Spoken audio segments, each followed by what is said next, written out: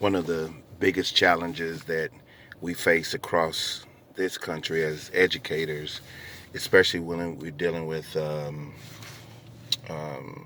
African American boys, is the absent father. And the beautiful thing about it is the mothers are doing their part. They're nurturers.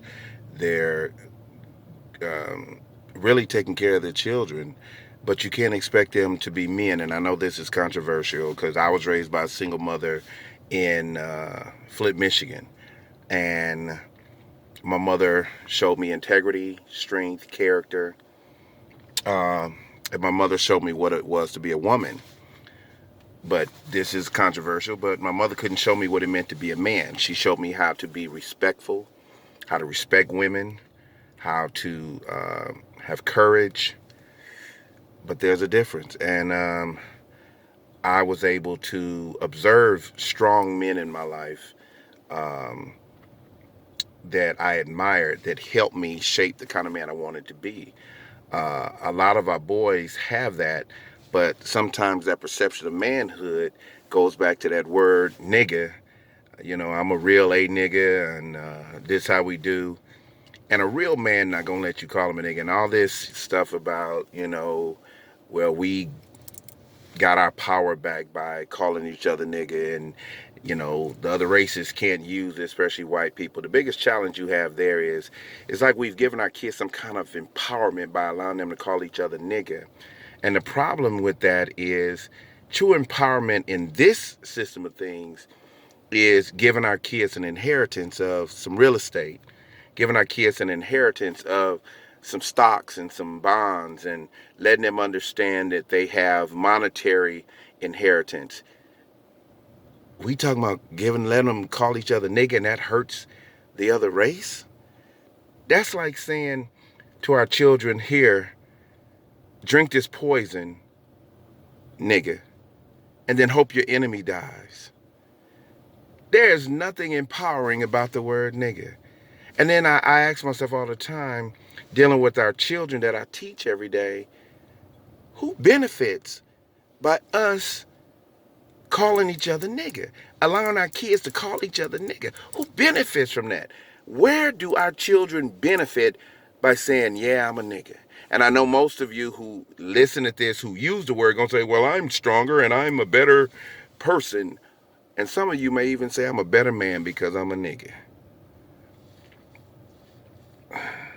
That's part of the tragedy. That's part of the challenge we have with our children. They're growing up thinking. I see this every day in my classroom. They're growing up thinking they're niggas.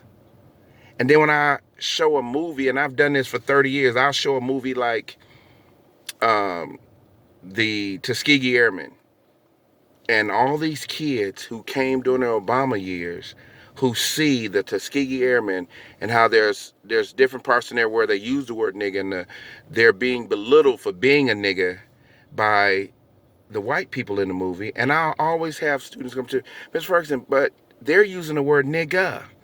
They're not saying just nigger. I thought nigga was our word and nigger was their word. And I look at the kids with an aching heart because they realize there's no difference. You can play with it all you want to. Every black person, even Hispanic person, and some white people, when I hear them use the word nigga and they're angry, or when they're angry, the first word out their mouth is nigga. And then they go from there. But yet, we've been taught and bought into this mess that the word nigga is a term of endearment. It means I love you. I care about you, nigga. And this is the rhetoric we're feeding our kids, and we're wondering why they're going through here and doing all kinds of crazy stuff. We're feeding them hate, self-hate, then hate of everybody around them. If we don't teach these boys, and that's my dilemma as an educator, it's not about me being homeless. It's about how do I help these other children? I got 4 children of my own, especially boys. I'm just venting because it hurts. A couple of weekends ago, I had a former student get murdered, and it wasn't the cops.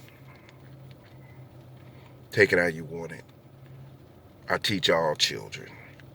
And to lose one for whatever reason, too many, too painful.